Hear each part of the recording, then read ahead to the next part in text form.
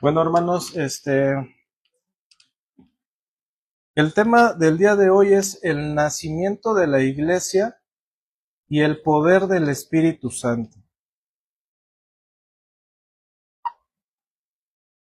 Lo voy a volver a repetir. El nacimiento de la iglesia y el poder del Espíritu Santo. Y vamos a leer Hechos 2, del 1 al 4 para empezar, pero vamos a leer todo el capítulo 2. Bueno, lo voy a leer en Nueva Traducción Viviente, por favor. Si no lo tienen en esa versión, lo pueden, en la pantalla me parece que va a aparecer. Si no, yo se los leo, no hay problema. Hechos 2, versículo 1.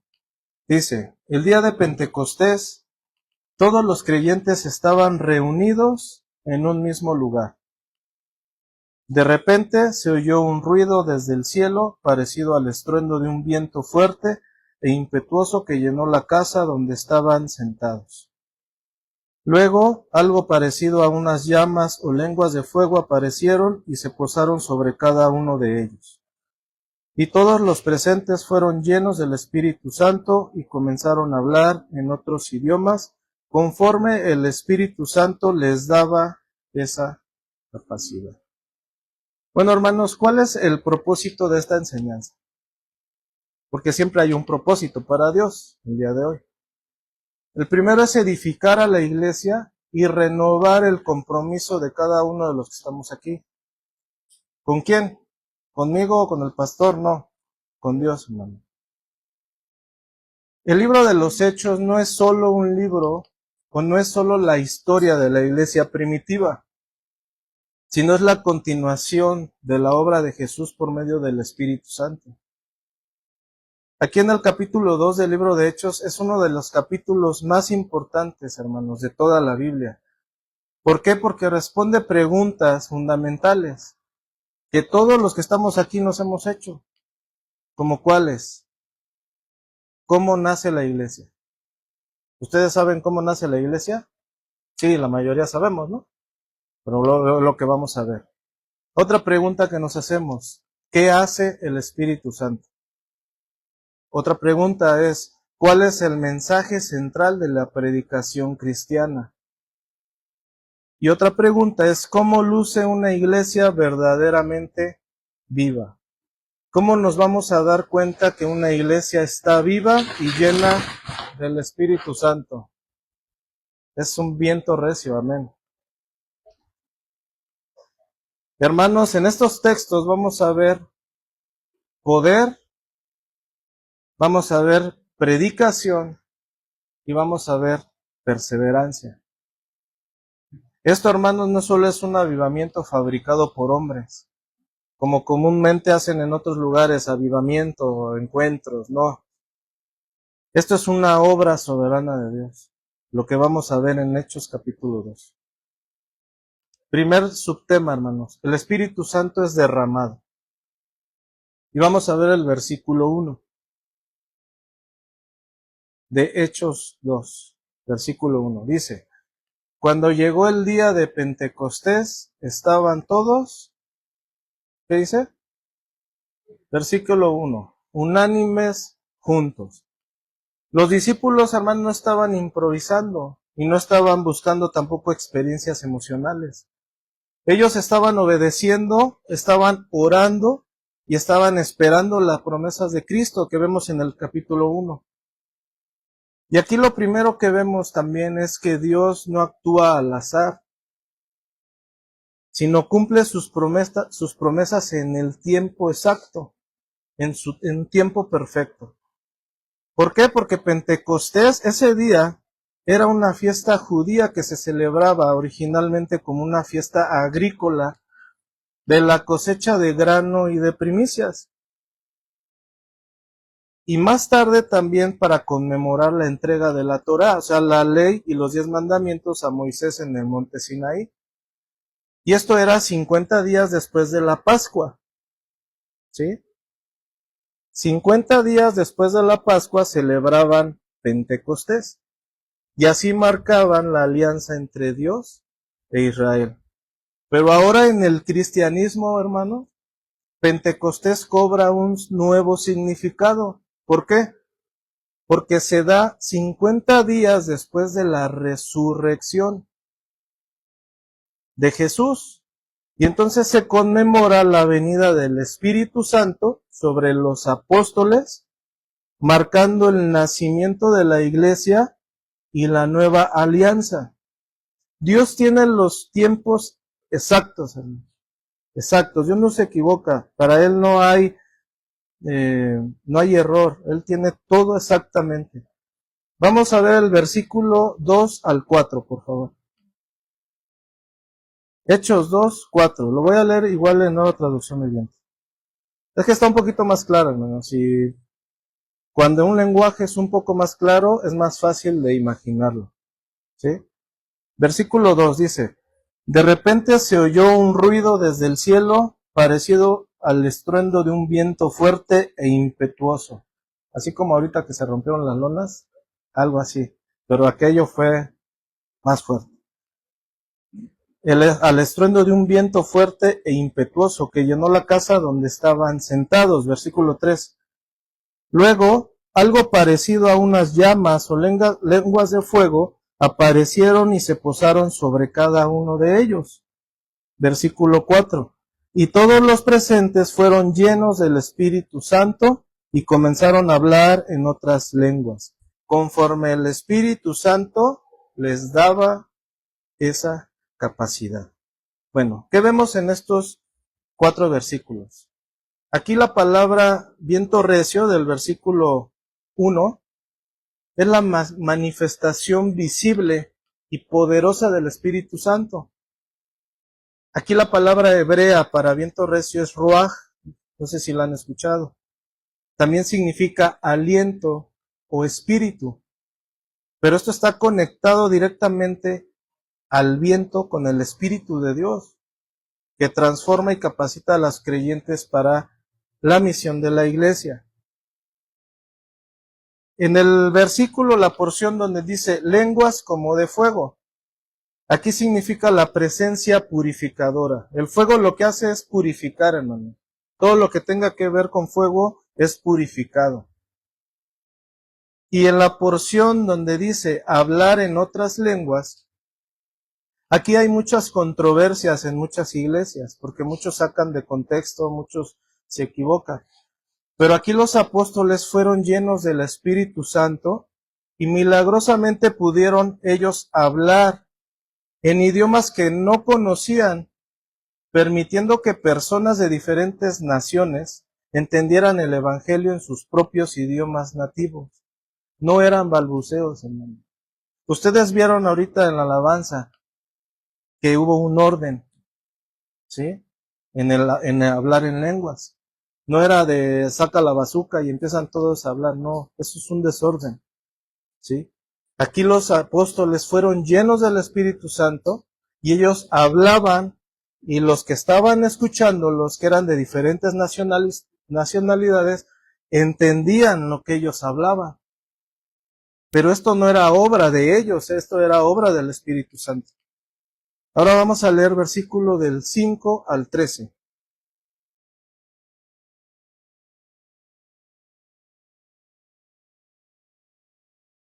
Versículo 5 al 13. Lo voy a leer igual, nueva traducción de bien.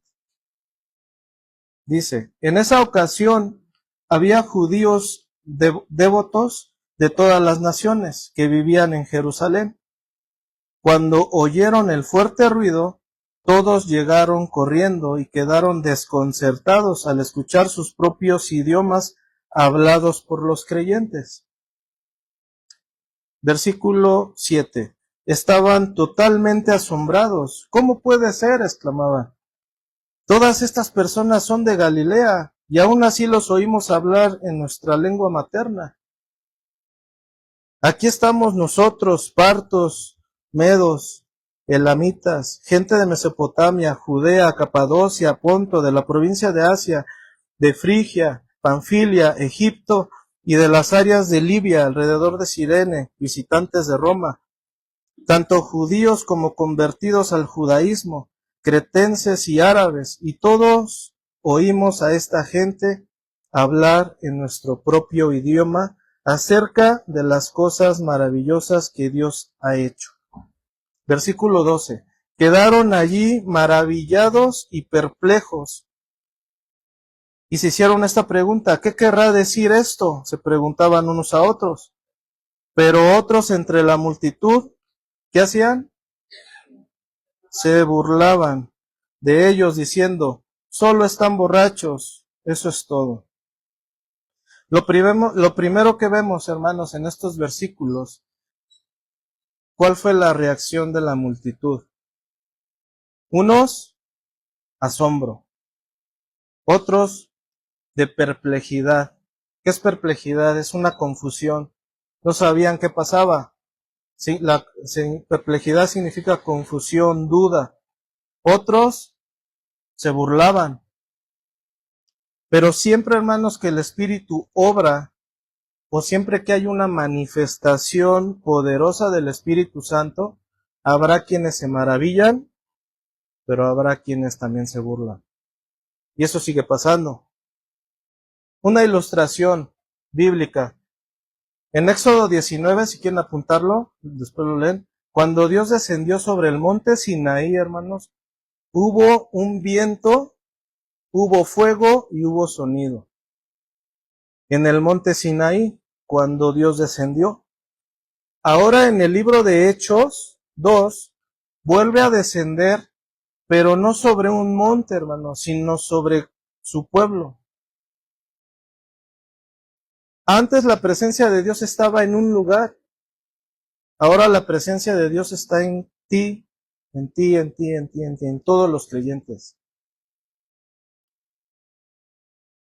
¿Cómo podemos aplicar esto a nuestra vida? Haciéndonos unas preguntas.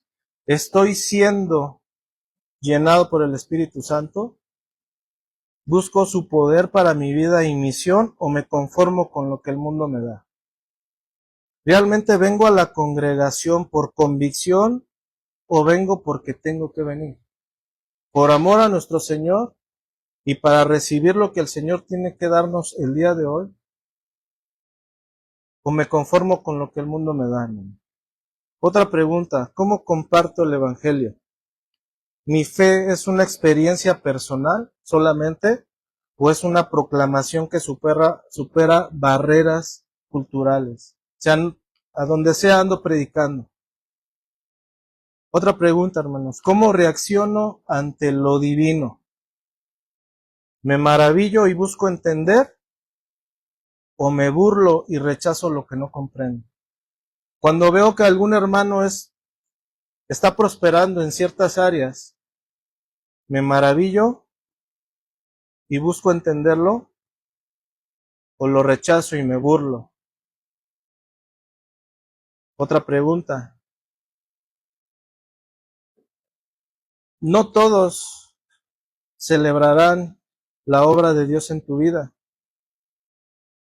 No todos van a celebrar. A veces puede ser tu familiar. A lo mejor tú estás caminando con el Señor, pero tu familiar no ve ese crecimiento. Pero eso no significa lo que Él está haciendo en ti. ¿Sí? Él sigue trabajando en ti.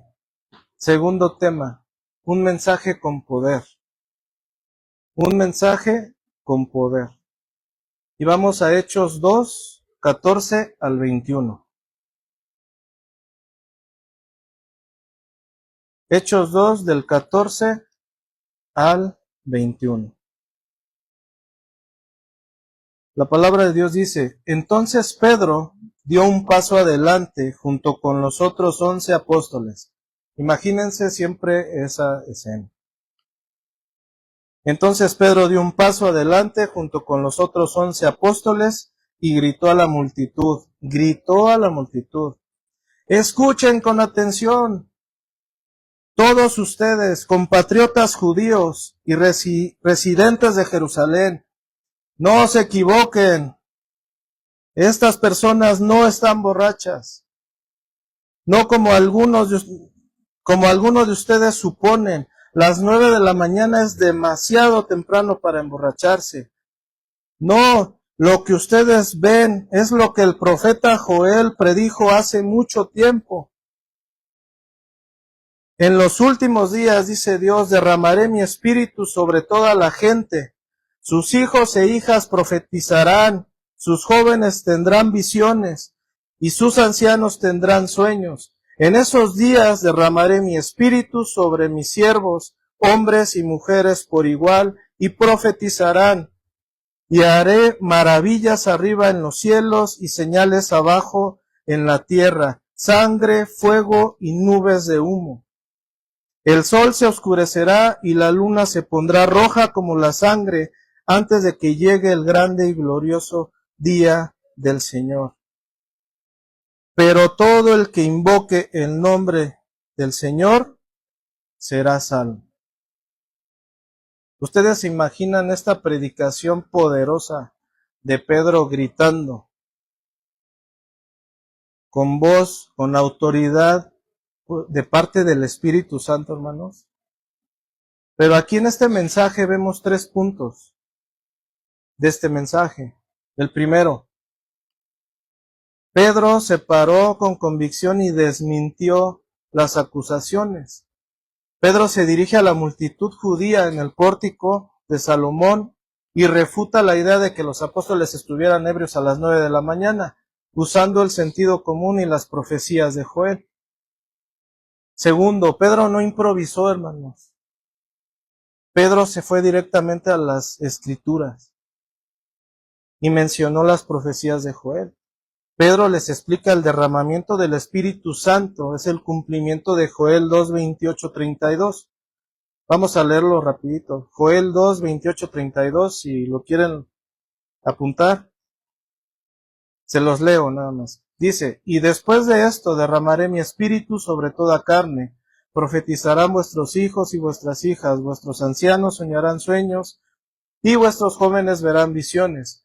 Y también sobre los siervos y sobre las siervas derramaré mi espíritu en aquellos días, y daré prodigios en el cielo y en la tierra, sangre y fuego y columnas de humo.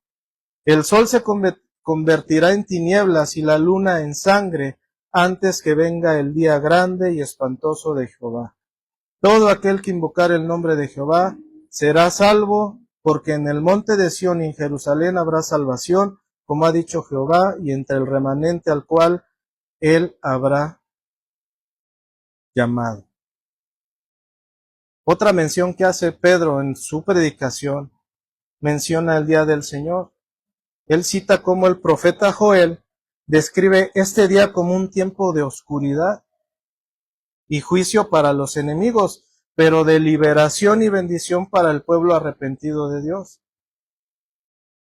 Un concepto que culmina en la segunda venida de Cristo, hermanos. Aquí en este sermón poderoso de Pedro, aquí el Espíritu Santo proclama la cruz y la resurrección usando a Pedro. Vamos a Hechos 2, 22, 24. Hechos 2, 22 al 24.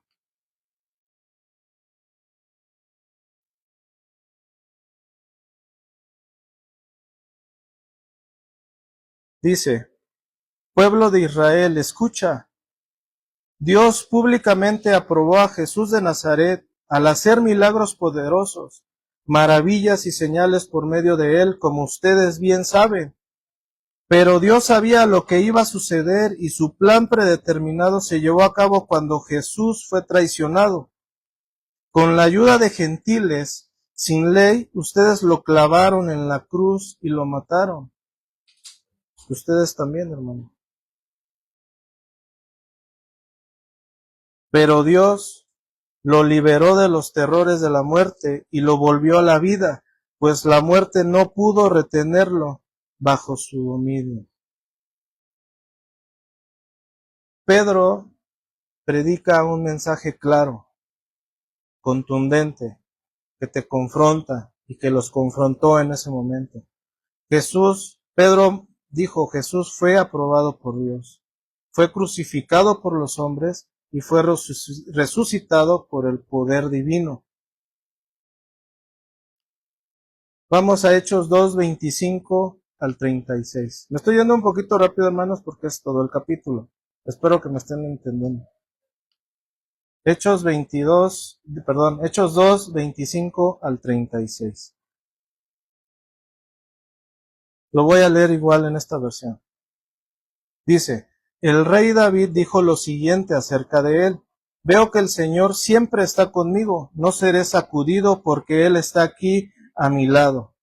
Con razón mi corazón está contento y mi lengua grita sus alabanzas. Mi cuerpo descansa en esperanza, pues tú no dejarás mi alma entre los muertos, ni permitirás que tu santo se pudra en la tumba. 28. Me has mostrado el camino de la vida y me llenarás con la alegría de tu presencia. Queridos hermanos, 29, piensen en esto. Pueden estar seguros de que el patriarca David no se refería a sí mismo, porque él murió, fue enterrado y su tumba está todavía aquí entre nosotros. Pero él era profeta y sabía que Dios había prometido mediante un juramento que uno de los propios descendientes de David se sentaría en su trono. David estaba mirando hacia el futuro y hablaba de la resurrección del Mesías. Él decía que Dios no lo dejaría entre los muertos ni permitiría que su cuerpo se pudriera en la tumba. 32. Dios levantó a Jesús de los muertos y esto todos nosotros somos testigos. Bueno, él está hablando de los apóstoles. Todos nosotros somos testigos. Ahora, 33. Ahora, Él ha sido exaltado al lugar de más alto honor en el cielo, a la derecha de Dios y el Padre, según lo había prometido, y le dio el Espíritu Santo para que lo derramara sobre nosotros, tal como ustedes lo ven y lo oyen el día de hoy. 34. Pues David nunca ascendió al cielo, sin embargo dijo, Señor, le dijo a mi Señor, siéntate en el lugar de honor a mi derecha. 35. Hasta que humilla a tus enemigos y los ponga por debajo de tus pies. 36. Por lo tanto, que todos en Israel sepan sin lugar a dudas que a este Jesús a quien ustedes crucificaron, Dios lo ha hecho tanto Señor como Mesías. Estos versículos, hermanos, muestran que Pedro hizo una poderosa proclamación de que Jesús es el Mesías prometido, porque Pedro también usó y citó el Antiguo Testamento, citó el Salmo 16, pero también citó el Salmo 110, para demostrar que su muerte no fue un fracaso, sino parte del plan de Dios, y que su resurrección probó que es el Señor y Cristo a quien Dios ha exaltado. Una ilustración bíblica. La transformación de Pedro, hermanos, es una ilustración poderosa. ¿Por qué? Porque el mismo hombre que lo negó 3 veces por miedo, ahora se pone de pie públicamente y valientemente proclama la resurrección y el señorío de Jesús ante una multitud hostil. El Espíritu Santo le dio esa valentía, no lo hizo por sus fuerzas, y las palabras exactas para hablar. Aplicación, hermanos, para nosotros, estos versículos. La iglesia debe predicar un evangelio claro, confrontativo contra el pecado, bíblico y centrado totalmente en Jesús. Amén. Tercer subtítulo.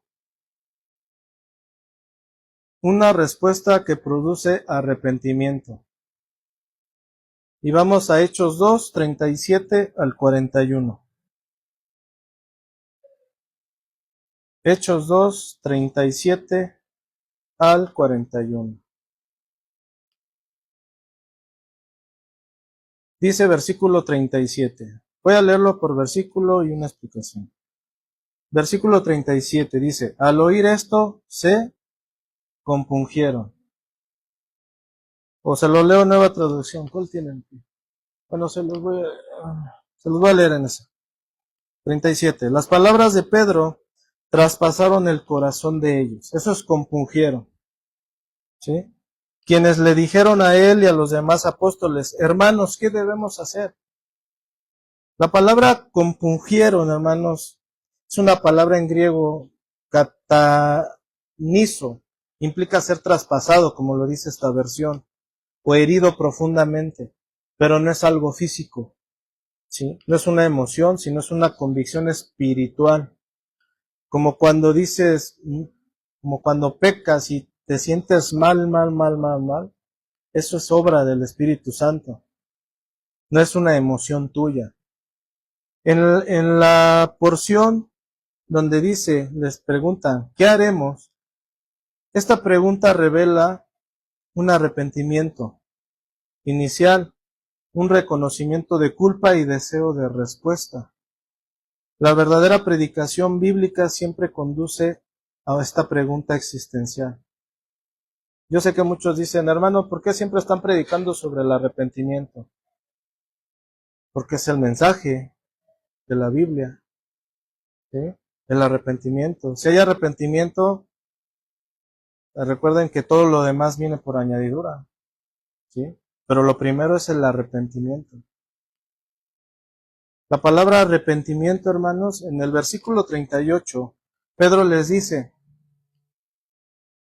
Pedro contestó, cada uno de ustedes debe arrepentirse de sus pecados y volver a Dios, y ser bautizado en el nombre de Jesucristo para el perdón de sus pecados. Entonces recibirán el regalo del Espíritu Santo. Aquí la palabra arrepentidos viene de la palabra en griego metanoia, que indica un cambio de mente, dirección y lealtad. No es solo remordimiento, hermanos, sino es un giro radical hacia Dios y Cristo. En la porción donde dice, bautícese cada uno, todos sabemos estos términos, ¿sí? Bautícese cada uno, el bautismo es la respuesta pública y visible del arrepentimiento. No lleva consigo un poder salvífico, ¿sí? Es simplemente la respuesta pública y visible al arrepentimiento. Si yo ya me arrepentí, me bautizo, eso es hacerlo público solamente. Donde dice, para perdón de los pecados, aquí el perdón está ligado totalmente al arrepentimiento, ¿sí? Y el bautismo es el signo externo de esta realidad interna. Yo ya me arrepentí y entonces para externarlo me bautizo. En ese entonces se bautizaban donde fueran. Donde dice recibirán el don del Espíritu Santo, esta es la consecuencia divina de la obediencia, hermano. El Espíritu Santo como regalo para vivir una vida nueva, libre y conducida por Dios, no por el pecado. ¿Sí? Si ustedes están llenos del Espíritu Santo, van a vivir una vida libre y conducida por Dios. 39. Dice, esta promesa es para ustedes, para sus hijos y para los que están lejos, es decir, para todos los que han sido llamados por el Señor nuestro Dios. Aquí vemos la universalidad de la promesa, abriendo el camino a gentiles y no judíos. Versículo 40. Entonces Pedro siguió predicando por largo rato. Imagínense, yo llevo 28 minutos y ya se me durmieron. Imagínense Pedro predicando largo rato. Bueno, pero 40. Entonces Pedro siguió predicando por largo rato y les rogaba con insistencia a todos sus oyentes, sálvense de esta generación perversa. Aquí Pedro hace una exhortación a separarse de un mundo corrupto y a no conformarse a la cultura que rechazó a Jesús. ¿Sí? Hoy muchos rechazan a Jesús. Todo el mundo rechaza a Jesús. Hay un espíritu anticristiano total. Versículo 41.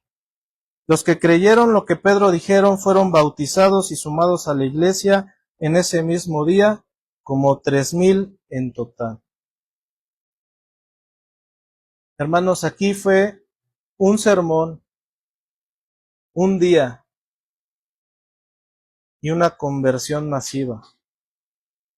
Pero ¿saben qué es lo más importante? Una iglesia naciente, porque ahí es donde nace la iglesia. ¿Sí? ¿Cómo aplicamos esto a nuestra vida?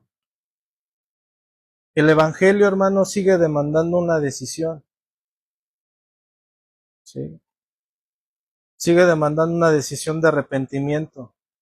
Si en la vida de alguno de los que estamos aquí no ha habido esa decisión, pues sigue demandando el Evangelio una decisión de arrepentimiento. No basta una emoción, se requiere arrepentimiento genuino.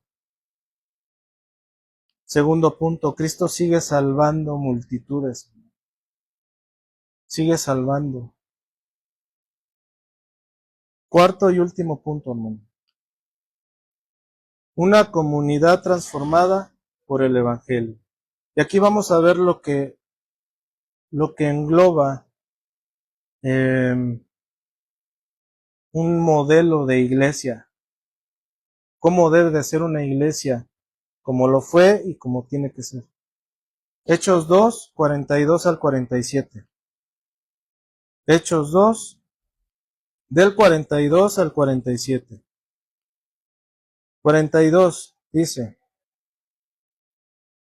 todos los creyentes se dedicaban a las enseñanzas de los apóstoles, a la comunión fraternal, a participar juntos en las comidas, entre ellas la cena del Señor, y a la oración. 43. Un profundo temor reverente vino sobre todos ellos, y los apóstoles realizaban muchas señales milagrosas y maravillas. 44. Todos los creyentes se reunían en un mismo lugar y compartían todo lo que tenían. 45.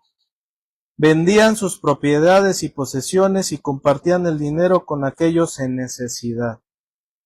Aquí se ve la generosidad. 46. Adoraban juntos en el templo cada día, se reunían en casas para la cena del Señor y compartían sus comidas con gran gozo y generosidad. 47. Todo el tiempo alabando a Dios y disfrutando de la buena voluntad de toda la gente.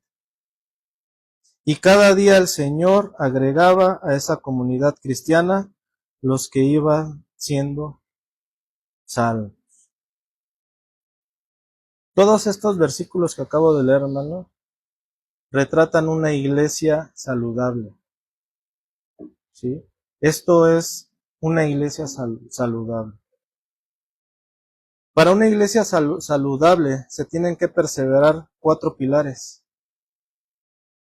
Como lo dice en el versículo 42.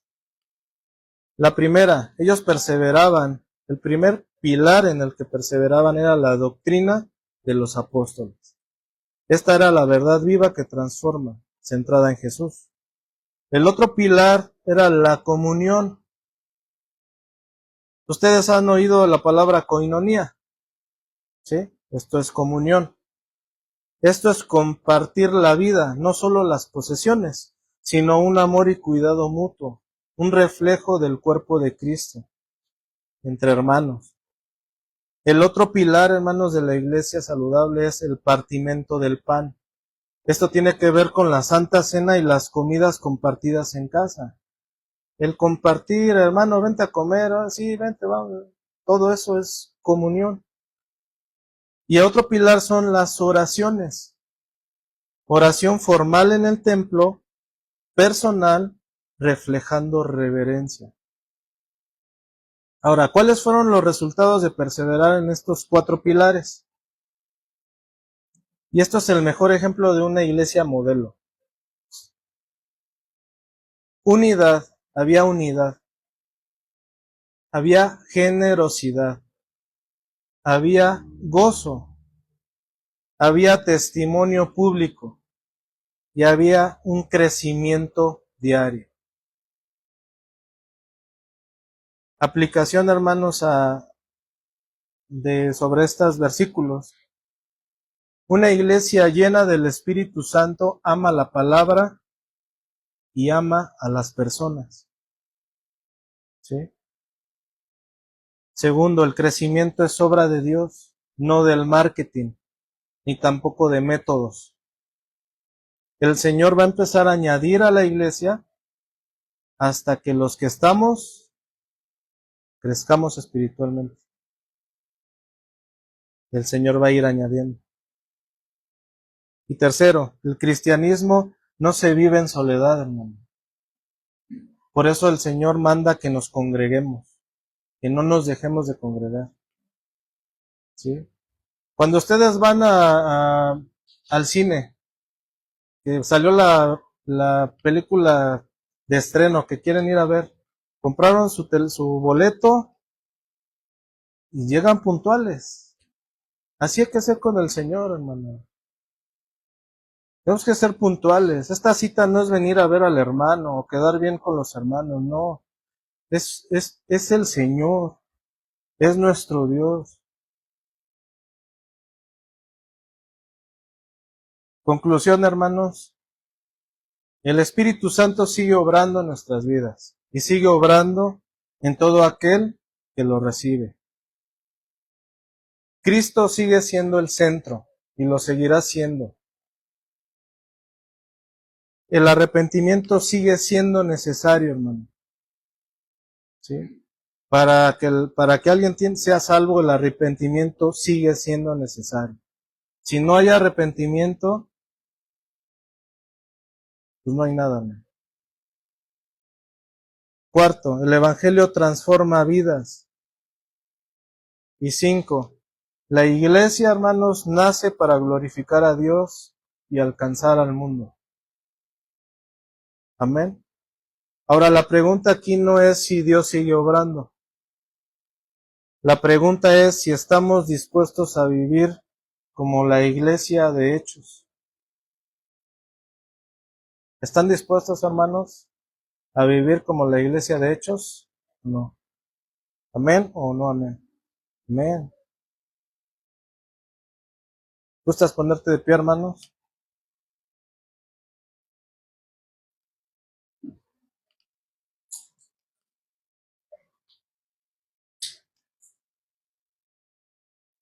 Ahí en tu lugar, hermano, si tú eres creyente, vive lleno del Espíritu Santo. Persevera en la palabra y ama a la iglesia. Ama venir a la iglesia. Ama, la iglesia somos todos, no es el lugar como tal. Ama a la iglesia, ama a tus hermanos, ten comunión con ellos. Si no has creído, hermano, pues arrepiéntete. Cree en Jesucristo y recibe el perdón y la vida eterna. Ahí si gusta cerrar tus ojos, dispón tu corazón, dile, amado Padre y Señor nuestro, te damos gracias, Señor, por tu palabra que es viva y eficaz. Gracias, Señor, porque en el día de Pentecostés tu Espíritu Santo obró en la vida de los hermanos. Y sabemos que ese mismo Espíritu Santo puede obrar, Señor, el día de hoy. Padre, ayúdanos, Señor, convenciéndonos de pecado, Señor. Guíanos a la verdad. Da vida a los que creen, Señor. Permite que Jesús siga transformando nuestros corazones, Señor. Sigue afirmándonos en la doctrina de los apóstoles, en la comunión entre hermanos, en el partimiento de pan, en las oraciones. Que tu Espíritu Santo, Señor, nos siga dando valentía para testificar de Cristo en donde estemos, Señor.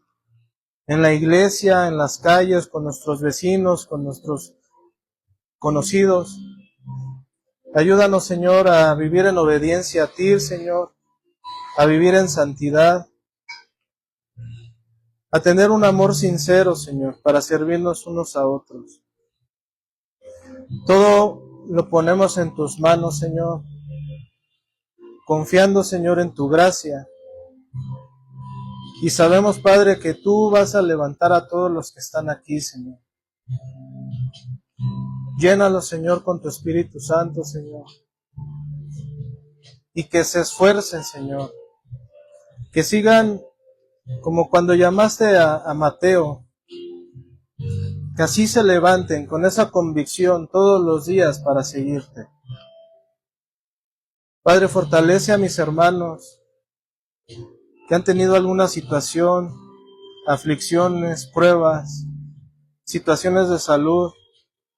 Que tú los ayudes, Señor, que los fortalezcas, que los levantes, que los afirmes en tu palabra, Señor. Y lo más importante, Señor, que tú seas el que gobierne su corazón, Señor. Porque así tú vas a ser el primero en todo, Señor.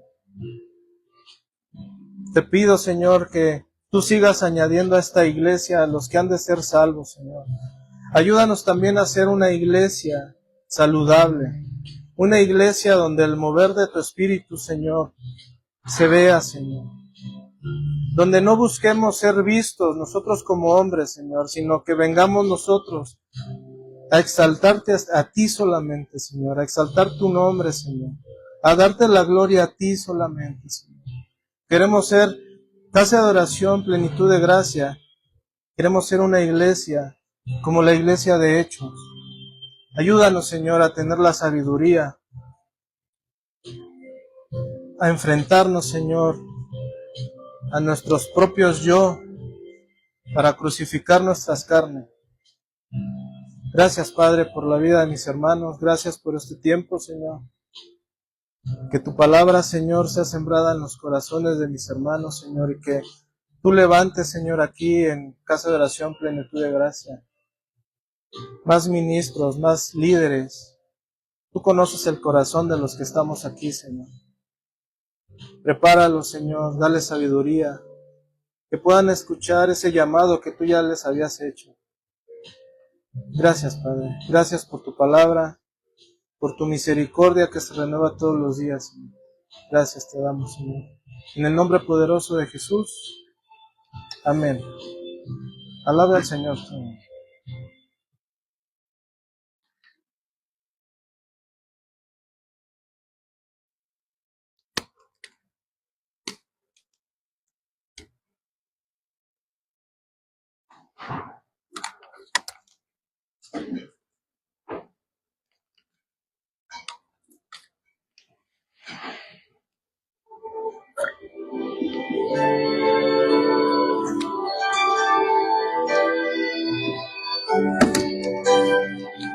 Santo eres, Señor, nada se compara a mi libertador. Eres el principio y el fin, mi redentor. Fuiste a la cruz por mí, tan sublime amor, derramaste sobre mí. Hacer tu voluntad es mi mayor anhelo. Hacer tu voluntad es mi mayor anhelo. Vamos, iglesia, levanta tus manos al Señor y dile: porque tú quieres un corazón humillado y obediencia, hoy rindo a ti, fruto de labios que confiesen tu nombre, mi alabanza es para ti. Porque tú quieres un corazón humillado y obediencia, hoy rindo a ti, fruto de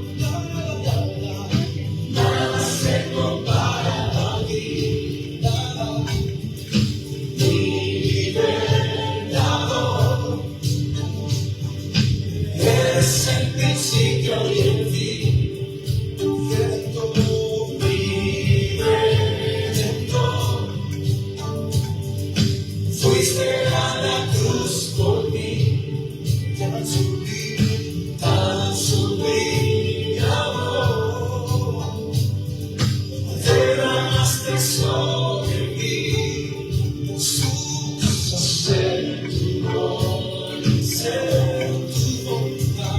es mi mayor anhelo. Hacer tu voluntad es mi mayor anhelo. Ante tu tienes un corazón humillado y obediencia, volviendo a ti, fruto de labios que confiesen tu nombre, y alabanza es para ti. Tú quieres un corazón humillado y obediencia, volviendo a ti, fruto de labios que confiesen tu nombre, y alabanza es para ti. Y alabanza es para ti. Y alabanza es para ti. Gracias, gracias, Señor.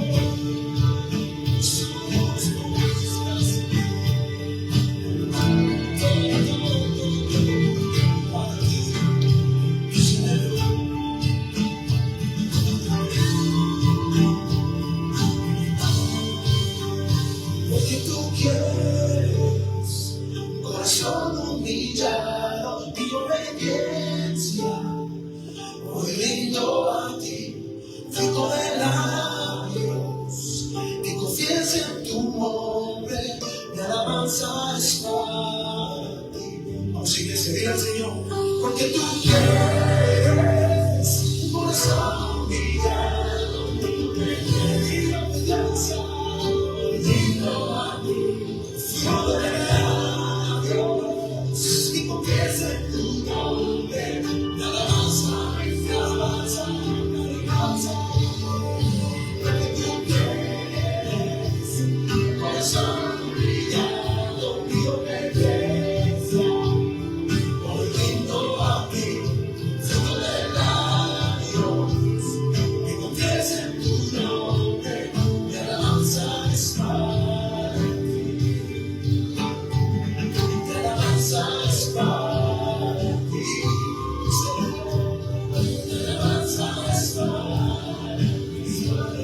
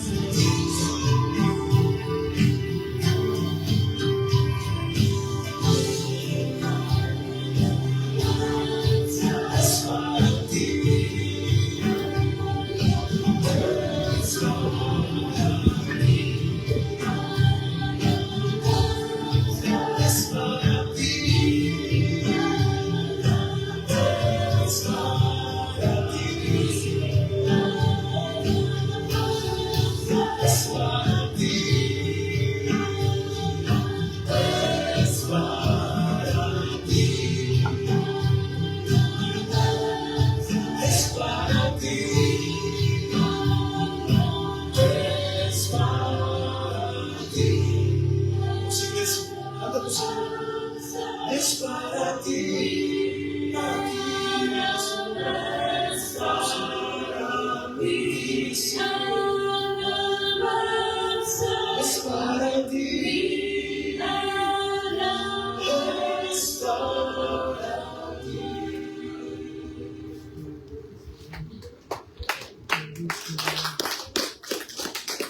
Hermanos, para ir a tu